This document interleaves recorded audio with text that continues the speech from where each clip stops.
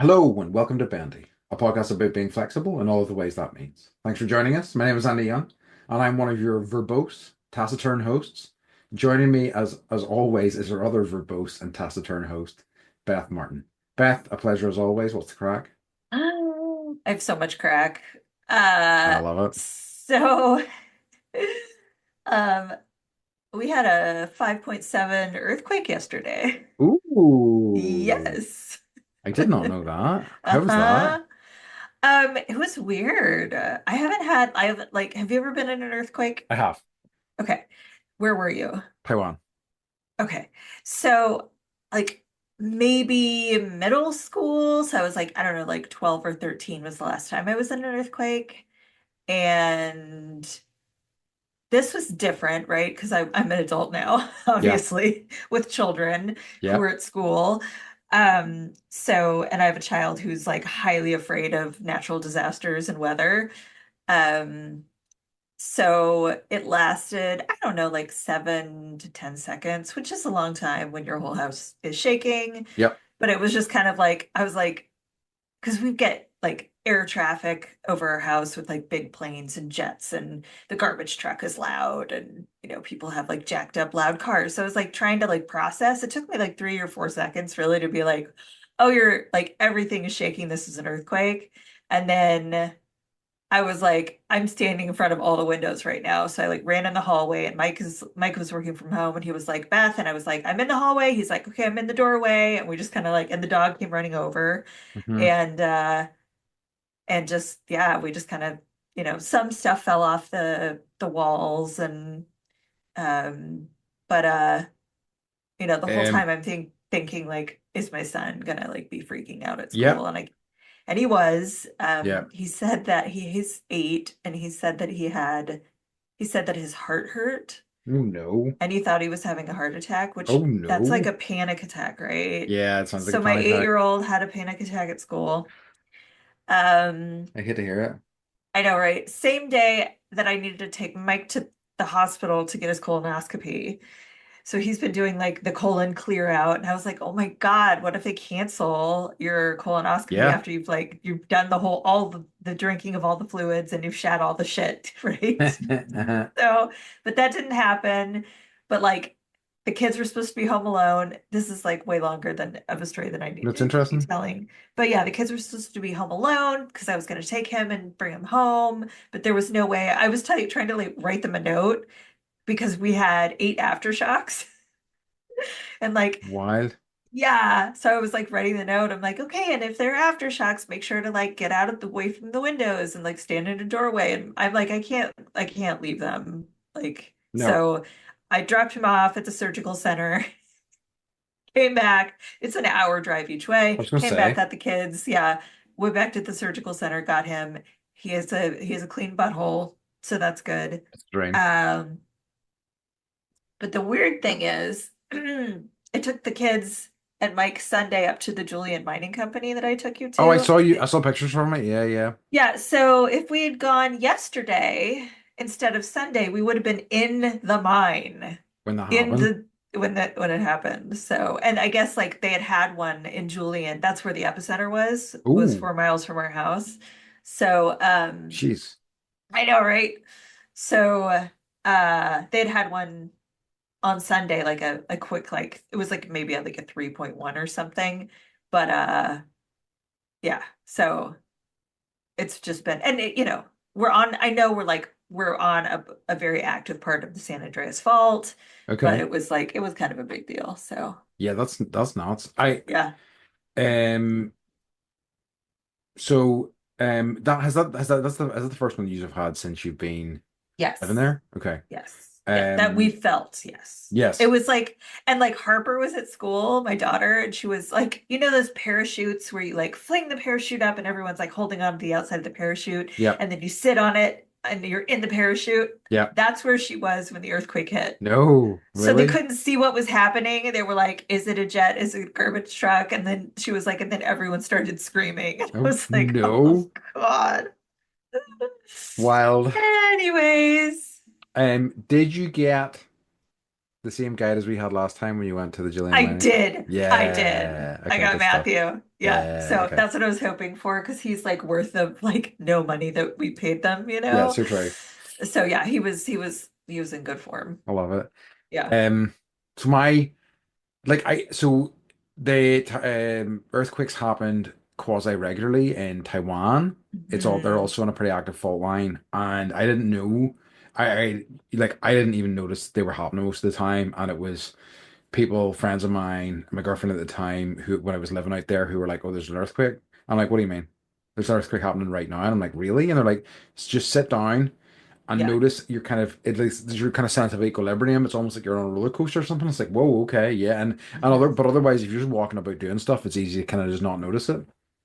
But the most significant one was I was at a friend's house. I think we were watching TV or something, and his like his washing machine just started going nuts. And I was like, "Oh, is that the spin cycle?" I'm like, your washing machine. Did you put the washing machine on? Like, what? That spin cycle's crazy." And he's like, "Oh no, we're having an earthquake." And I'm like, "Whoa, okay, are we?" And then I noticed lots more things were shaking, not just the washing machine. I was like, "Holy shit!" Um, but yeah, they're like You carry that denial of earthquakes pretty far, Andy. very much so. You're like, what is wrong with your washing Whoa. machine? But it's like, I mean, at that juncture, I had no real context for what the hell that was, And like, Yeah. again, there's never any earthquakes in this country. Like, we just, it's just not something we have any sort of experience with or like connection to how that might even feel. So yeah, that was my first thought was, man, you need to look at your washing machine. It's fucked. It's going nuts. That spin cycle's too much. Um, but yeah, so I'm glad that you survived it. It's I great. know. It's just Very like, glad. yeah. I Um, could have, it's like basically I could have driven to LA and back yesterday for all the driving. Yeah. but you were so close to the epicenter as well, so Yeah. so you were getting the biggest sort of like impact from it. Yeah. It was definitely like, you know, it's different. Like we've got such a the area that we are, I think, is so volcanic and like Hmm. there's so many giant rocks.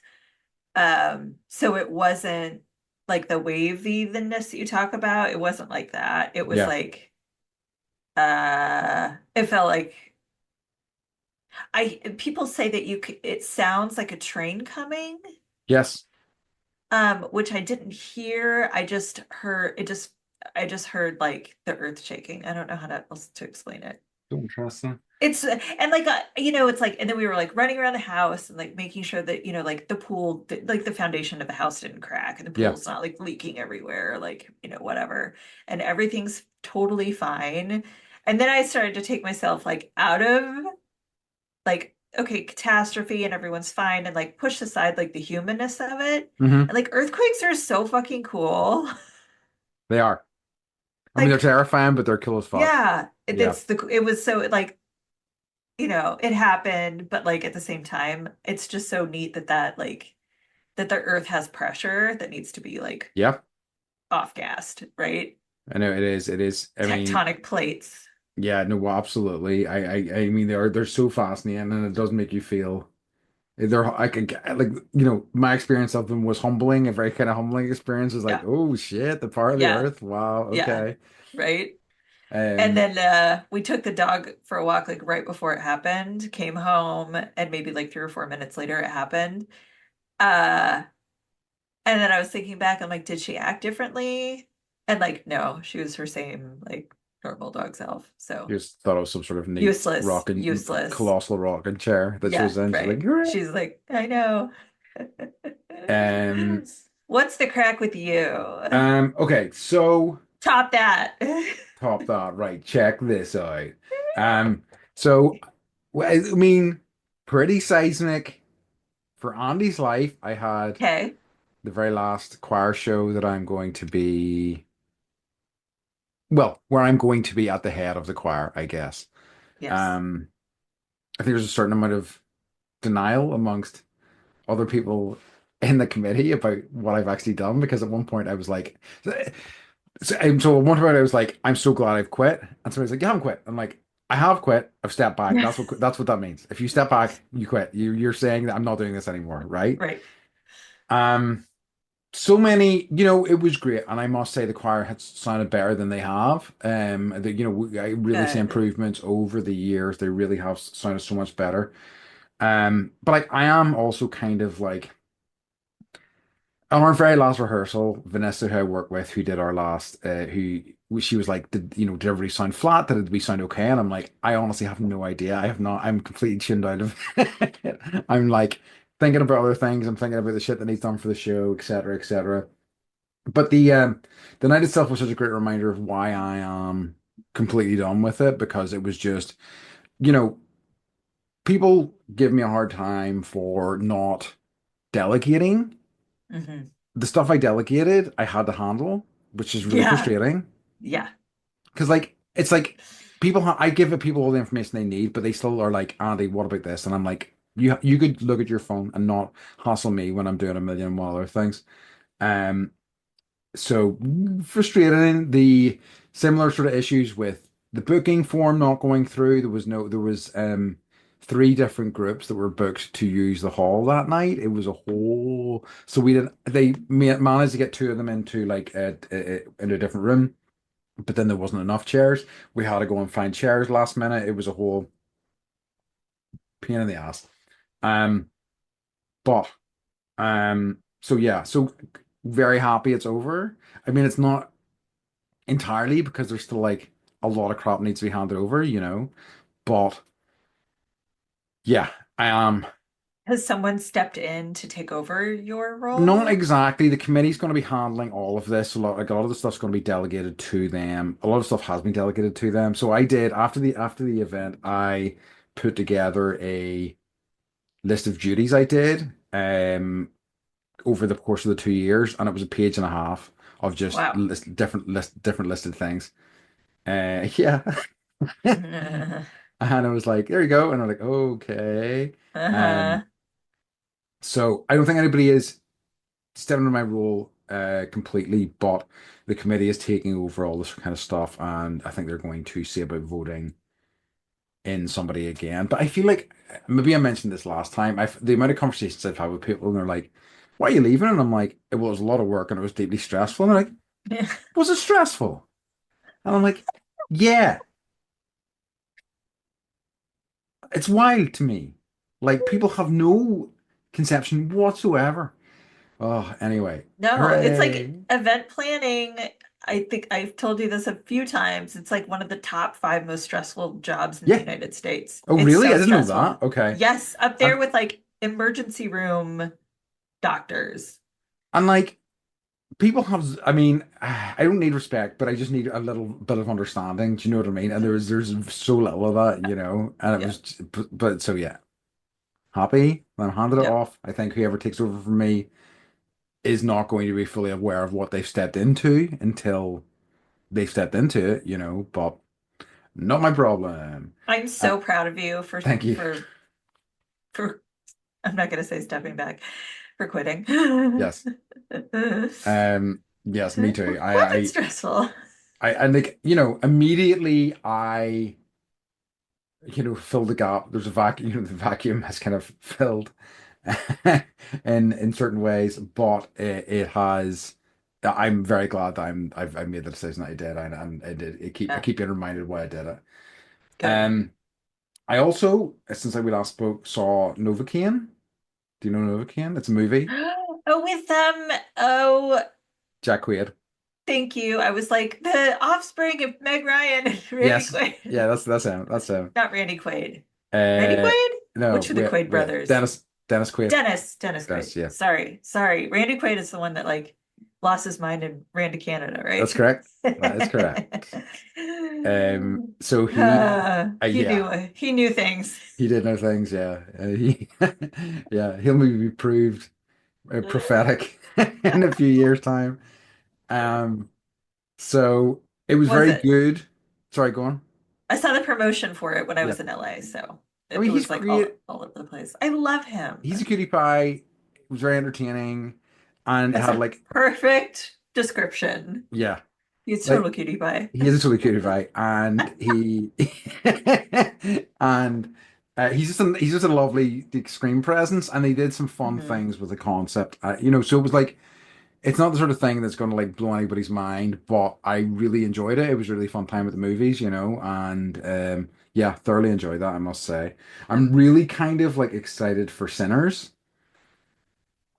I don't know what that So is. Sinners is Michael B. Jordan's new movie, essentially about Okay. he plays, I think, brothers that open like this sort of like off the books nightclub thing, and then vampires attack basically. Oh, And fun. yes, Okay. it looks great. The trailer's fantastic, and the reviews have been great, so I'm super excited for it.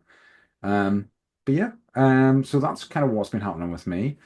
Um, do you have any what's occurring for us I this week? do. I do. Ooh. So we had someone reach out about at some point we were talking about Iron Man in the last, I don't I know. was gonna bring this up too. Go on. Okay.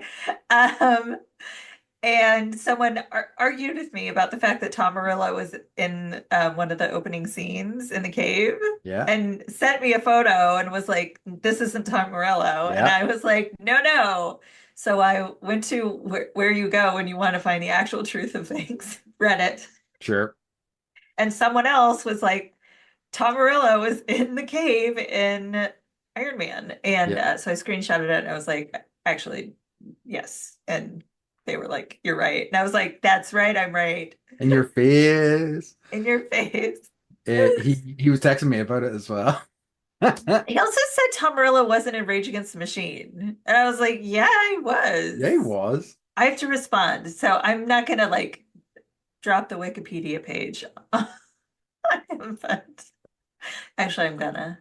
Yeah, do, do, Gonna. do. Just, Uh-huh. just, just send him all the stuff.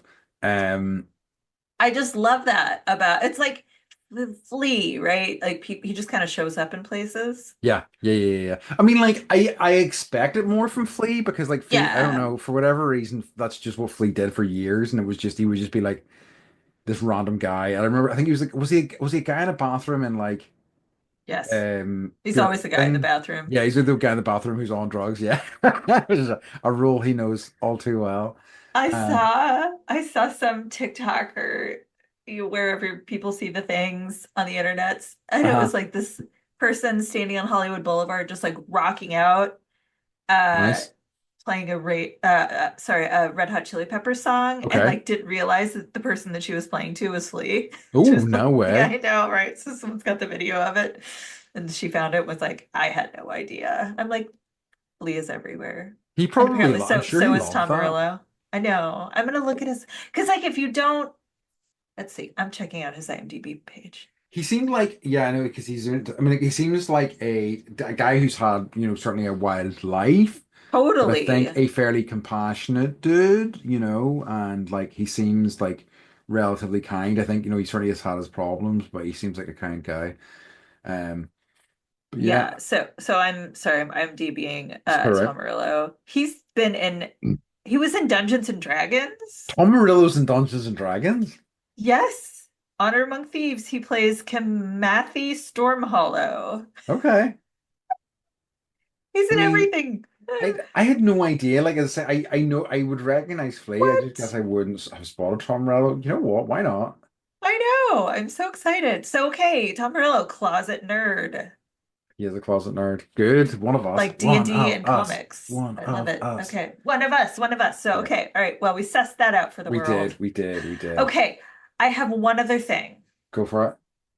So all the campaigning that we've done to get stunts into the Oh, Oscars yeah, I did saw this. Uh-huh. came to fruition. I mean, obviously, we had some help from Ryan from Yeah. The Fall Guy, obviously, with all of his promotions, but I think really we were probably the type that I think we were like 90% of the campaign, right? I I mean, think so. I realistically, at a think so. minimum, Yeah. 90%. And So like I think I think we need to be part of the Academy at mm, this point mm, mm. and be Or watching movies and voting. or at a minimum, we need to be given an Oscar each. Um, Yeah, I would take that. yeah, I mean, like we can that'll be one piece of the puzzle for us to get our EGOT. Mhm. I'm going to be working on my musical this year. It's going to get a Tony nomination I for forgot we were going for sure. the EGOT. Yeah. I heard there's also the EGORT. Okay. So the R is have you heard of the Razzies? Yes. So like if you make a really bad movie, you Yes. can get a Razzie. And so like it's really like if you want to go all the way, you get the EGORT, not the EGOT, What? which I love. Who's got an Igor? That's fascinating. I don't I know if anybody has. oh oh apparently nobody. Oh no no no. Has No. anybody? Oh, okay, so only Al Pacino is only a Grammy Award away from getting his E-Court. He might get a Grammy. Who knows? Yeah. Right? You might. You believe in Okay. yourself, Somebody's got it, right? Somebody's got to put them on something. Yeah, absolutely. Right. Shall we get on to this week's Yes. topic? Yes. Which is so I'm calling it the art of conversation, Yeah. right? Yeah. Yeah. Yeah, yeah. Yeah, Yeah. yeah. So we're just going to talk about because like this was something I've been thinking about, and it's something I think about all the time. Is that like not what is conversation, but more do I like it? How do I feel about it? Mm-hmm. And like how do other people think about it? Because it's like it's such a sort of like part of the social contract, but it's always something that I struggle with. I think and I thought it would be a worthwhile topic of conversation. To That talk is about conversation. conversation. Yeah, a conversation about This is conversations. this is really this is a This good is intro. super, super masturbatory, Think but it's fine. so Hmm. um I also did a little digging Uh-huh. and like conversation because I was like, I think conversation is different in our countries. Yes, I think so. Yeah. And so I'd like to dig into that a little bit Yes. too. I love it. So, conversation definition, a more interactive form of communication that involves an exchange of ideas, thoughts, or feelings between two or more people. Mm. Characteristics requires active participation and engagement from all parties, typically involves back and forth dialogue, often more spontaneous and informal compared to structured talks. And then there's, I just typed in Irish conversation Hmm. and like communication, and there's like verbal and nonverbal is like a big thing. Okay. Uh, Uh, That's yeah. I mean, it's one of the things that I think. I mean, we'll get into it, like in terms of, what conversation is. Is it literally mhm, just the words? Is it just, a kind of mhm. free flowing sort of like chat, or is it, all the parts of communication, like the nonverbal things, the cues, that we give that are, smiles, the eye movement, so on and so forth. Um, but I suppose the thing that I kind of wanted to lead off with was, do you enjoy conversation generally? Is it something that you seek out? I can talk to anybody, Mm-hmm. Yeah, you are good. um, but it's rare that I like find someone where I want to actually like engage Yes. in a conversation. And I would say like obviously like one of the reasons I'm doing this podcast with you is because you're one of those people. Hmm. Yeah. Um, but like you were just talking about our tour guide at the mine up in Yeah. Julian, and this guy is like so I can't I'm trying to like so I'm trying to talk Yeah. the way he talks, like, right? Like He's so he's yeah, like, he's like a SoCal surfer dude. yeah, And he like knew a lot about the star signs and things like that, as I recall. he did. Yeah, I was talking a lot about like star signs, but I don't know. It's like he needed to be in Oceanside, like with flip-flops and a burrito. Like that's Yes. how like Southern Californian he is, but he knows so much about rocks. Yeah. And he's like telling you about like the metamorphic, Jurassic, and Mesozoic or whatever periods. And I just want to know how this Southern Californian dude ended up in the mine up in Julian, Yeah. right? Giving tours because he's really good at it and he's funny and like he's got his own because like I remember we were talking to him and he was telling us like he had his own plot of land Yeah. and that we could like go by and like he would give us a tour and we could like try to, swing a rock. I don't know. It's just like how did you get here, right? Yeah. So like I would like to sit him down for like a 6 hour conversation, There right? you And go. figure out Exactly. what's going on. Um, and not to say that most people are boring, but most people are kind of boring. So, Yes. No, so I don't know. Like, I, if it's I, the right person, I'm totally in. I think that in my experience, and this is just, how I kind of encounter the world and how I feel about it, is like a lot of people talk but don't really say anything. Like like I mean, in terms of conversation, as the idea of anything free flowing and open ended is Mars is fairly terrifying to me because Yeah, like I like to know what things are, what the shape of things are and that sort of thing. But like I I love nothing more than listening to somebody talk passionately about something they love. I find that like really kind of like surface level stuff is just kind of like what are we doing here. And I can do a little bit, but I tend to like, if it's something that I'm like, and it depends on the person as well. And the people that I love, I can absolutely talk to and I enjoy spending time in their company. Um, but like I kind of like there to be a point to the yeah, conversation, yeah, a lot of the time. I like knowing that like once I've kind of figured out what that is, I can go, okay, bye. right. You know? How do I extricate myself Yeah. from this? How do I get home as Woo. fast as possible? Yeah. And then the loneliness sets in. I But know. yeah. You know what's interesting? Because like a typical like meeting someone new conversation, it's like, Yeah. "Oh, hi, what do you do?" Like, "How long have you lived here?" I would say the best conversations I've ever had were at Burning Man. Hmm. Sorry to talk about Burning Man again, everybody, but like there you don't talk about what you do for a living. Most people don't even use their real names. Yeah. So when you walk up to someone, you just drop into something deep usually, I love it. and it's cool. Yeah. It's way cool. And so part of me is like, have we like having been in another, community structure, like have we set ourselves up for communication failure?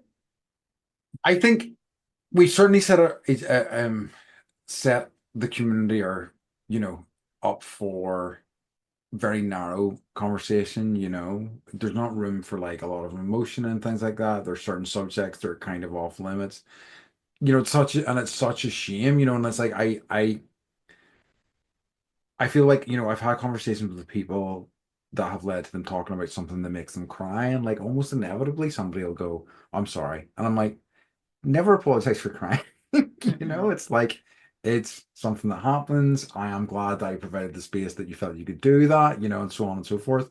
But like it's just I think that we have. I think I think it hurts that people can't express themselves honestly in conversation a lot of the time. I think there isn't a lot of room for that, unfortunately. Is there a set like structure for like chit-chatting in your culture? Yeah, I suppose there is, but it's like I think I was gonna say I think it's the same everywhere. I don't know that, but like it's a lot of like a bit of banter in this country. People will be a bit of give you a bit of cheeky nonsense, and Hmm. then they'll talk about the weather and Hmm. they'll talk about certain other things. Something that like my girlfriend and I were talking about it recently, and things that are notable. There's certain things that will be brought up. Oh, this person got engaged. Oh, this person got married. Oh, they had kids. But Uh-huh. like, there's, other stuff can be diminished in the face of that a lot of the times. Do you know what I mean? Those are the things that are worthy of being brought up, and it can often be somebody that you haven't spoken to in 20 years, and it's like, oh, okay. I mean, like, I don't care, honestly, but yeah, I guess Right, that's a thing that's happened. right.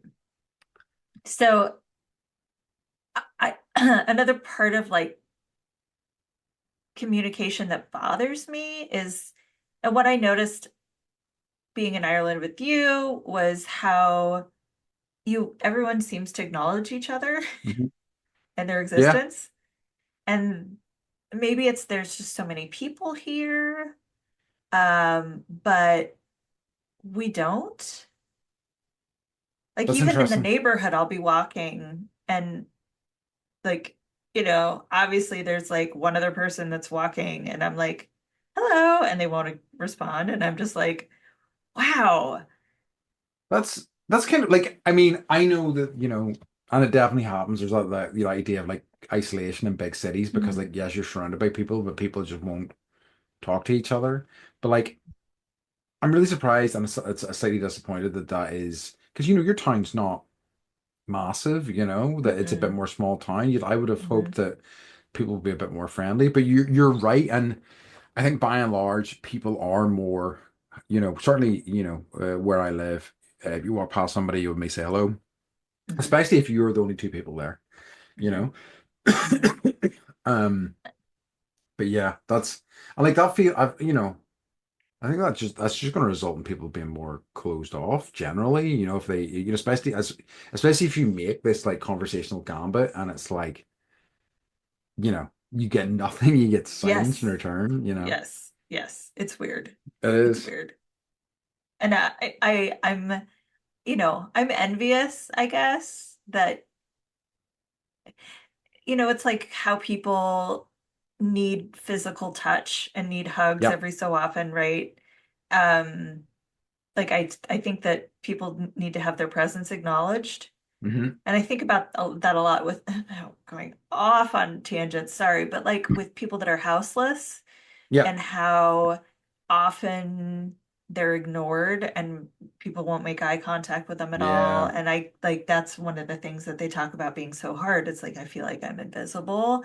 And it's like we do that to everybody here. And it's not just like Southern California, it's like everywhere I've ever lived kind of thing. So I think it's an Yeah. American thing, which is really it's just, I maybe not so much in like the South, but I Yeah. just feel like there's so much of just, you know, talking to people in general is just kind of like going by the wayside.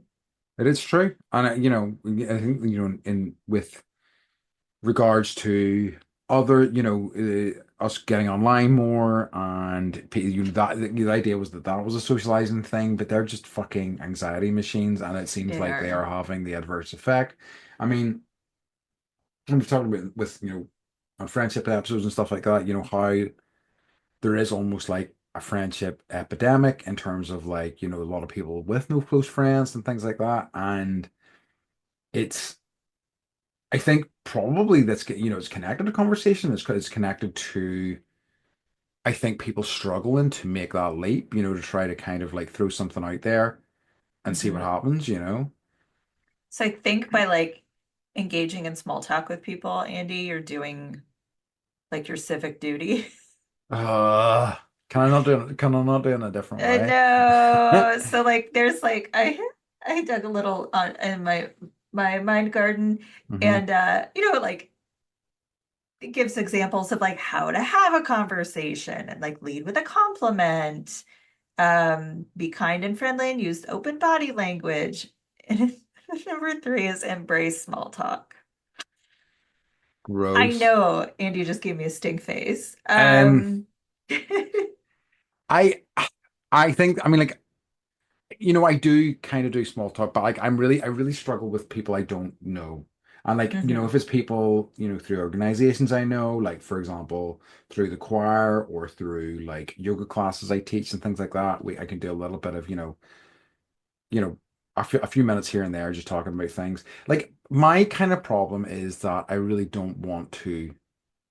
I feel like there's a certain amount of dishonesty to the surface level kind of chat a lot of the time, and Interesting. I don't really have a desire to engage with that. Like it was funny today, as I was leaving, I was teaching a yoga class, and I were walking out, and two of the ladies that come to my class, and they turned around to me and they said, "So do you practice? Do you do stuff in your mat every day?" And I'm like, "No." And they're like, "Well, are you not supposed to say yes?" And I'm like, "Maybe, but I don't, and I don't want to lie to you." And I'm like, probably through teaching and through attending classes.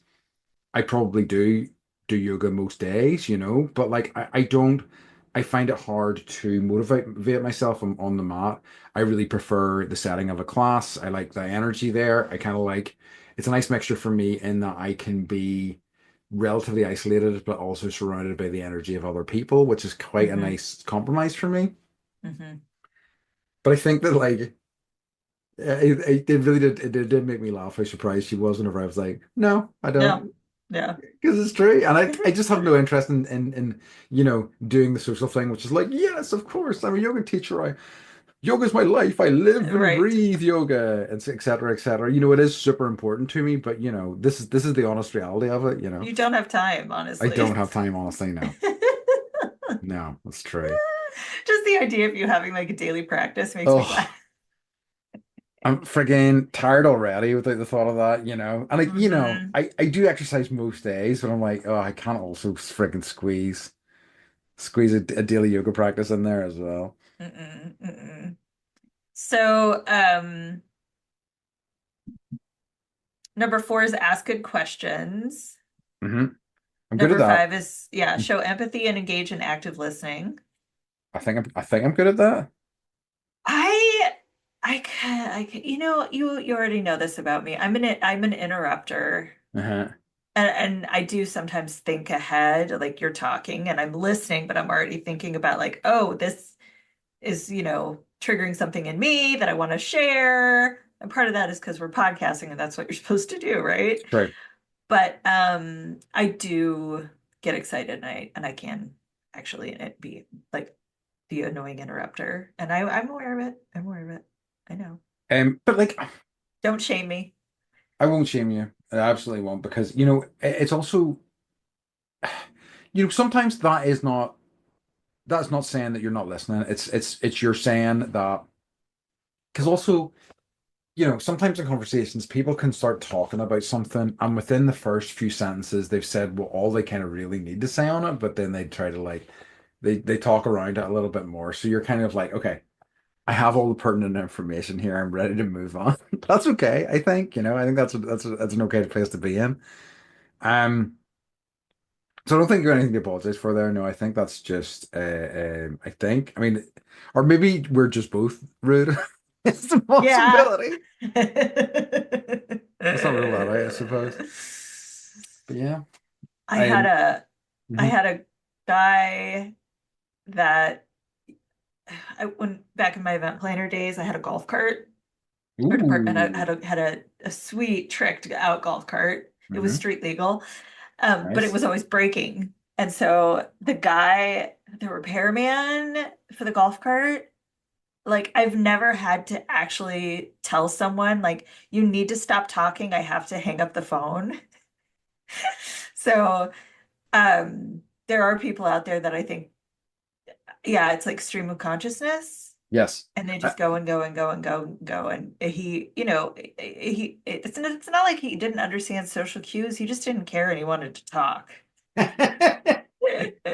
I I have definitely encountered people like that. I remember like Mhm. somebody I used to work with who would go around the office and talk about how she was so busy, but she would like spend 30 minutes with each person in a long conversation, mostly about how busy she was. And I'm like, dude, Right. you'd be way more efficient. You wouldn't have as much on your plate if you didn't talk everybody's leg off. Um, but yeah, I in it in we are talking about like connection changing the nature of it, with like social media and things like that. And I Hmm. definitely think there is I totally understand why people would want to reach out and would want to, have a conversation. And I feel like it's such a kind of, symptom of how disconnected we all are, that people don't really get that sometimes, so therefore like um somebody they don't know at all, they'll just kind of absolutely talk their leg off. Yeah. Yeah. I always feel so guilty about that as well. See, if I'm just like talking and talking, and it so rarely happens to me, I'm just like, oh, this person's haven't listened to whatever shit I'm spouting here. I'm just getting talked at. It kind of flies in the face a wee bit of me saying how much I love. I truly do love hearing people talk passionately about a subject, especially a subject I know nothing about, because it's lovely to see that sort of passion for something. Mhm. I find it really infectious. Yeah. And we've talked about it before, how there's certain people that have a storytelling gift, Yes. and I do not, and I know that, and I apologize to everyone.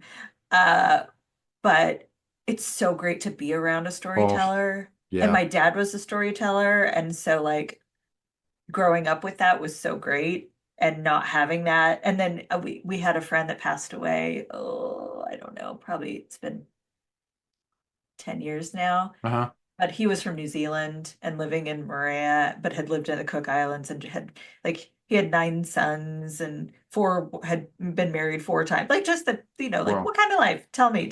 And yeah. would, and but just uh those were some of the best evenings I've ever had in my life. I And it's so rarely it's happened to me when somebody's telling me something and like the hairs are standing up in my arm. Do you know what I mean? It's just Mhm. like I'm just so in it. Like yeah, I agree. It's really magical. It truly is. And I think that's sadly another kind of discipline that's like fading Mhm. away.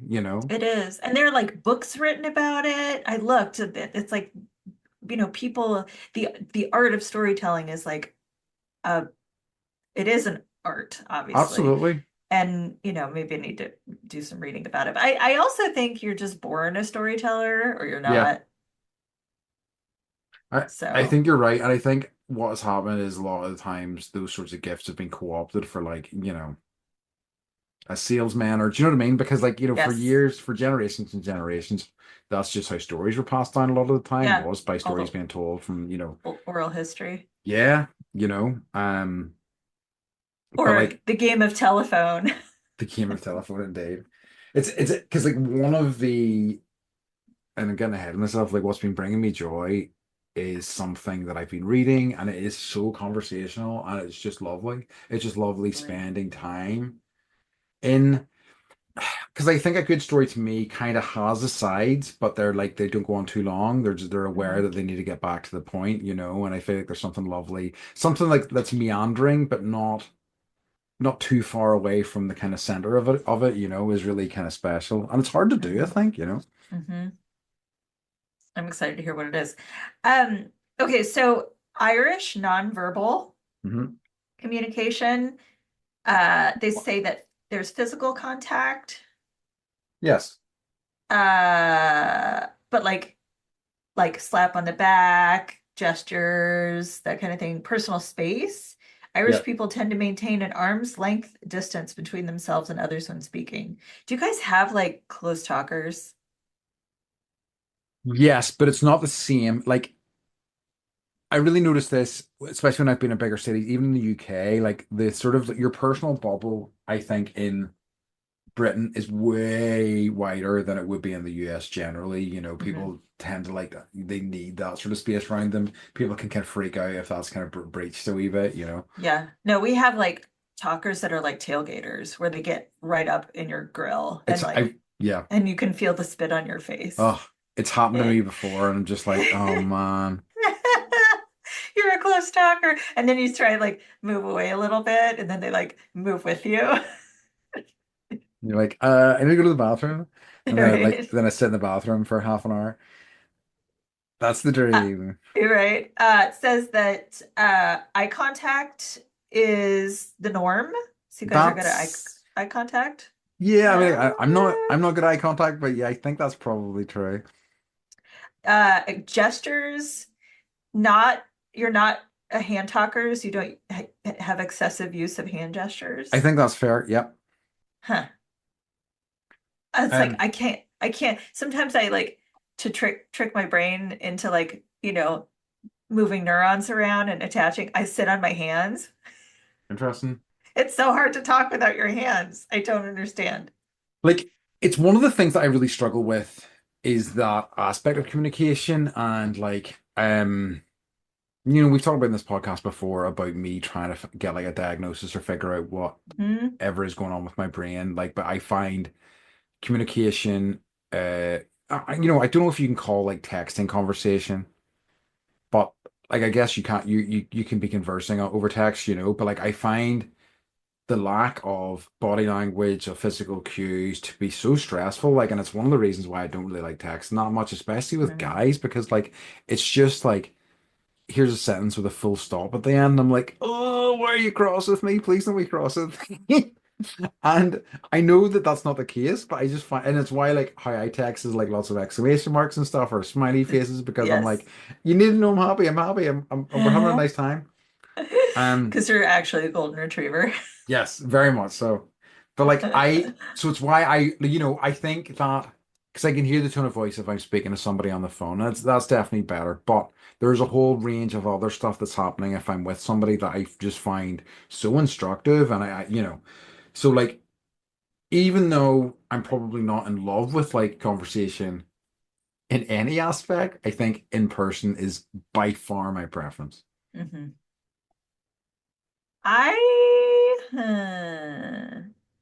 for me, it's like situational. Like Mm. there are people I much prefer to text with I understand. Yeah, than have a, and also it's like I'm so far away from so many people that I know that I kind of have like phone phobia a little bit. Like talking on the phone kind of stresses me out. I understand that So completely. texting is preferable to talking on the phone, but yeah, I would say for most people, like an in-person conversation would be that's kind of like what definitely feed me. It feeds me.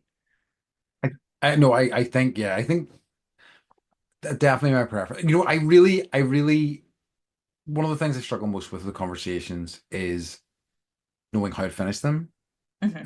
How to successfully extricate myself from those, and like the people I like kind of like feel the closest to. I kind of no, that's not true. So some of my closest friends are people that I can literally be talking to them on the phone and be like, okay, I'm done now. Bye. Yeah. And they're Right. not they're not going to be upset with me because I'm just Right. kind of like I just either like I'm not even going to give them some sort of half-assed excuse for like you know me, oftentimes I am busy and I've got shit to do, but like also I'm kind Hmm. of like I'm not just going to be like here's what I'm doing. I'm just going now and Hmm. great to talk to you. Bye, My uh dad would say, like, at the end of a meal, like with his family and his cousins, like growing up, he'd be like, "All right, I'm dropping the fork," and he would drop his fork and leave. amazing. I know, right? The Oh, freedom in that. I know. He just didn't give a shit. what a legend. So this is like a small aside. So like I have an Android cell phone. Yeah. And so like I message you over WhatsApp because it's cheaper and international stuff. But Yep. I guess I had like the wrong thing toggled. So every time I would send someone an emoji, it would come up as a question mark. Amazing. So my sister was texting me about like we had a family member that was had to go to the urgent care and Uh-huh. they're fine, everything's fine, but I was like thanking her and like we're conversing and I was using all these emojis and she was like, "Why are you using all these question marks?" And I was like, "What?" And she's like, I was sending cat faces and she's like, "No, you're sending me." So I don't know how many people I've been offending, But like, and that's one of the most stressful things about that. I mean, like, right? it's what's stressful about all of this stuff Like, because it's thank easier. you, question mark, question mark, question mark, right? So passive I'll see you aggressive. then, question mark, Yeah, right? so good.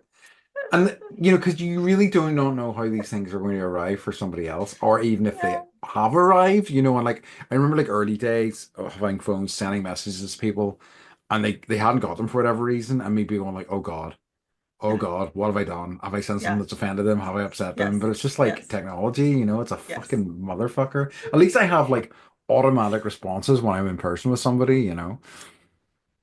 Um, Well, so I have one other thing that you okay, guys do or don't do. okay. You don't point. You An Irish person may nod or jerk their head or chin in the direction of what is discussed rather than pointing their finger. That's probably true. Yeah, Huh. in my That's experience. so polite. I think pointing is seen as being rude here. Yeah, that Hmm. tracks.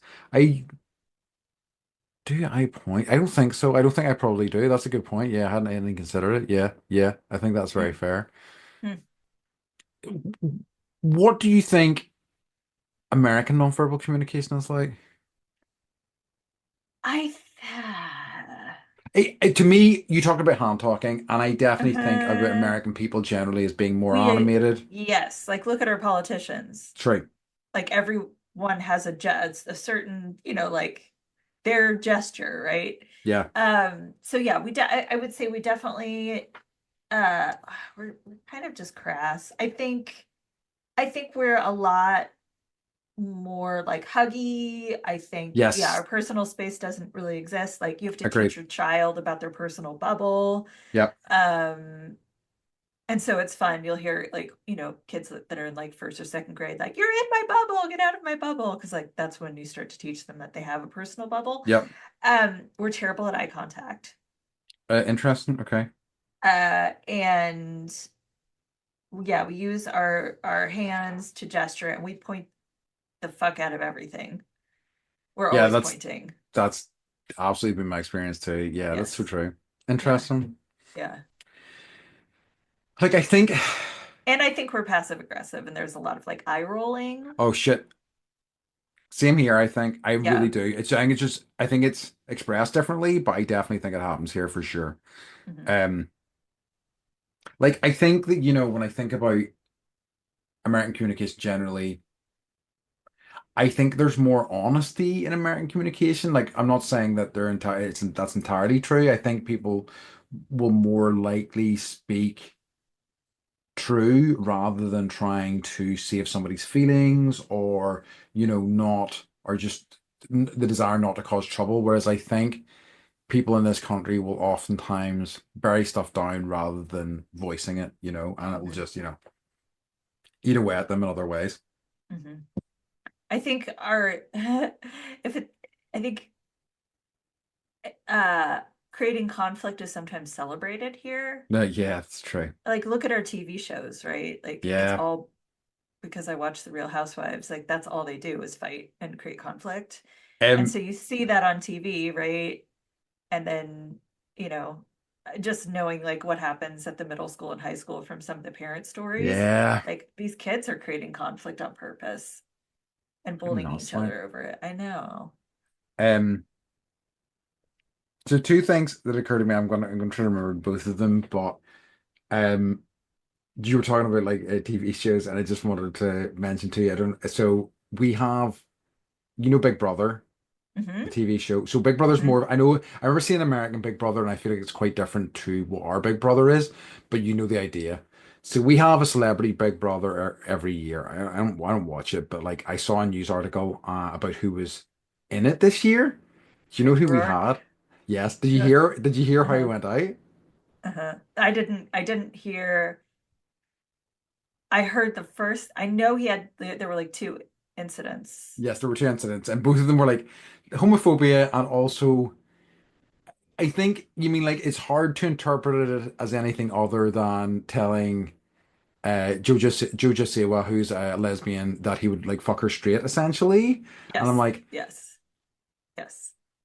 is this you? Is this you in your toned down, I know I'm being watched version? Because that's fucking what.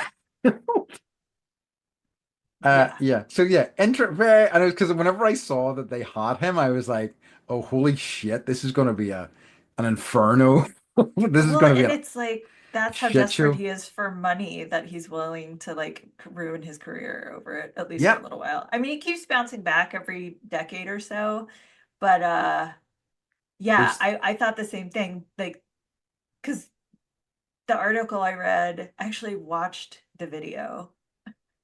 Because I was just like, how bad, God, really? yeah, It's so bad. It's so bad. And then I think the second incident was like he was like threatening that he was going to beat somebody up. And he's like yeah, he ended he had his career in the 90s and I think it fell apart and then he became a professional boxer. yes, he did. He says that's why he's had all the reconstructive surgery done on his face. Just a sheer chaos human, like a true Yeah. chaos human. Um, yeah. So I just thought that was fascinating, and I knew that was going to like go down in flames very quickly. I just didn't realize quite how quickly. Yeah. Um, the I other read thing some was, like gossip line that he needed money and that's why I he mean, I'm went sure on he it. does. Like, I'm sure Yeah. he's been bankrupt many, many times in his life. Yeah. He seems like Yeah. that sort of dude, and I'm sure he got at least 1 million for that. Um, so the other thing was. So there's a thing because we were talking about the pointing earlier, and we are talking about how pointing isn't really a thing in, I'd say Irish and I would say British culture. So as a result, we had this thing that politicians did for years because they didn't want us. Because if you point, you're seen as being aggressive. Mm-hmm. So instead, they did this thing where they With the folded, thumb. yes, the thumb, and it was like, so for those of you at home, it's kind of like you're pushing the fist towards people with the thumb poked a little bit out. Like so it's not a pure thumbs up, but it's making your point. And it was just everybody did it. And it was just like you fucking little fucking show pony, you look at you, you're doing what you've been told, aren't you a good boy? And this is you're running our country, you fucking idiot. So yeah, I always thought that was so it was just so nakedly manipulative, you know. It's like, oh, forceful, but not too forceful, and you're just like, fuck off. There's a Anyway, whole psychology behind it. oh Like yeah, body language, like the colors of the tie that you wear. Like yeah, it's horrifying, truly horrifying. I know. Um, so yeah, I mean, any other thoughts on conversation?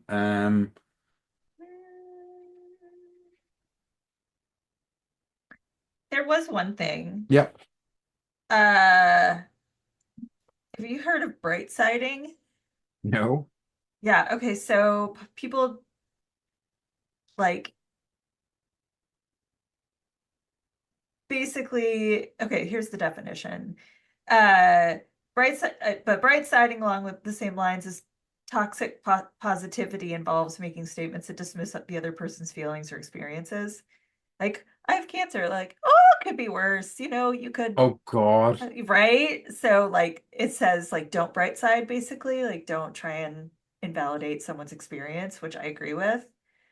I suppose Uh, that's also kind of similar to those people who are like, you know, you're like, oh well, like I just hiked this mountain, and they're like, oh yeah, well I hiked blah blah blah. I suppose it's yeah, really the similar to that. one-uppers. I hiked Yes. this one uppers. Yes, yes, Yes, yeah. It says don't automatically give advice, which is yes. like Oh, hard. That's hard for me. That's hard for me. Because like I think I give great advice. but I think that's true, but I don't think you do it the way that means. So like, I think sometimes you will be talking about something and like, you know, you'll just scan over something and you'll say, oh, you know, I was having some issues with my bike, and somebody goes, oh, here's what you need to do, and I'm like. I've just literally started talking about this. You have no idea of my experience with the bike, what's actually going wrong with Right, the bike. right. You're just like jumping in. I think, in my experience, the advice that you've given, I've seen you give, is more based on listening for a long period of time. Do you know what I mean? So I think there's a difference there. But Okay. I know what they're saying there. Yeah. Um, and yeah, I think that's Yeah, I like it. that's So the my final what one was just to ask you, do you think conversation mm, comes naturally to you? yeah, Yeah, I don't yeah. feel like it does for me at all. I think I was watching Wicked again last night. Uh-huh. And there's a line that says, just because that's your secret doesn't mean it's true. Mm, And I was like, ooh, that hit me so hard. So I think just because that's your perception of you, it doesn't make it true. that's Because true. I think that you are a great, like I could talk to you. I mean, we talk to each other for hours and That's hours true. and hours, and I never get bored. And Yeah. I never feel, you know, uh like it's a struggle for Yeah, you. I yeah, or that not from my perception. yeah. So No, I appreciate so that. all to say doesn't make it true. Yeah, it's true. Thank you. Thank Love it. you, Wicked, for that. Thank you, Wicked. Um, okay. Shall we move on to our final section of the podcast, which is what's been bringing you joy Mhm. this week? Okay, so there's this new show, and I Okay. saw it on billboards when I was in LA because that's what they do, and it's the best thing ever. It makes me feel like I'm so like hip and with it. It's Uh-huh. called The Studio. Oh, yes. I'm curious about this. Oh my fucking Is it God. good? Oh my fucking God. You need to watch it Okay. on whatever you can get it on. It's Okay. on like It's Apple on here, Apple, I I think, think. and I have Apple, so I'm excited for it. Yeah, I've been It's meaning to check it so out. for movie buffs, like Okay. it's so fucking funny. It's like the funniest thing I've seen in probably like 20 years. Okay. The I'm gonna writing is prioritize that. phenomenal. The prayer, yeah, I'm like, get on it. Okay, Get on okay, it. awesome. Yes, no, I really had liked the look of it, and I need to check it out because like I've just finished like White Lotus and things like that, which I loved. So a lot Hmm. of like the shows I had been really following there have kind of come to an end. Um, Yeah. love it. So the thing that I've been has been bringing me joy, I don't know if I've mentioned this in the pod before, you can let me know, is I'm reading a book about Irish fairy stories. You did. Did I And mention you were, that? yeah, because you were talking about the salmon. Okay. Oh, yes, I talked about Was it that in because I there? think it wasn't in there, but I The think I salmon had of knowledge? yes because I'd seen that at a that light display, but I think that's when I did mention the book before. I don't think I'd started it at that point. But how is it? It's brilliant. It's so good because essentially what it is this sort of Irish researcher kind of spent time in a few specific counties in Ireland going and speaking to certain people and asking them to tell him stories. And he like writes the stories down almost as if they were told. And it's just like it's so wonderfully Irish and it has like these wonderful asides. Like it'll just like be talking about so there was this preacher lived in a town or priest that lived in a town. Great man he was. Everyone would tell you that. He would buy you a pint, and it's just these lovely wee asides, and then it just kind of goes into it. And it's written in such a like conversational and colloquial style. It's just lovely kind of place to spend some time. It's Hmm. yeah. So I've been thoroughly enjoying that, and Awesome. it just makes me want to. I've already been thinking that I want to read more or learn more about mythology and things like that. And this has really kind of given me a taste for it. It's just so cool that you have a culture that, you own the mythology. True. That's true. But like, I mean, when we, This is my jealous face. sure, but like, if it's also been like completely co-opted, it has been attempted to be quashed by, Yeah, the English, whenever, they kind of ran this whole country, yeah. it still happens now where they're trying to eliminate so I'm really happy that it still exists in some form, and it's wonderful to kind of be immersed in it for a bit. Hmm. I almost feel like sometimes we have more access to that information than Yeah, you do, just because probably true. it's like because it was so, you know, squashed and people, And like a lot so of the many people who people would know those stories ended up living in immigrated them. over here. Yep, Yeah. yep, So yep. we win. Ha We did it. Oh, ha. fuck. All right. Well, the end of the episode brings an L for the Irish again, once again. But yeah.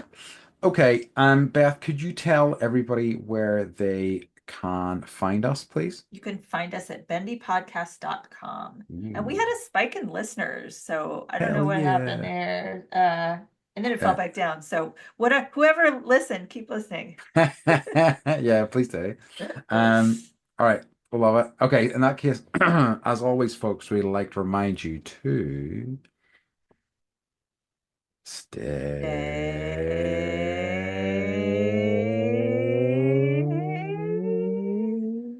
Bendy. bendy. You're showing off Apparently today. so, yeah. I really got some good Whatever. extension there.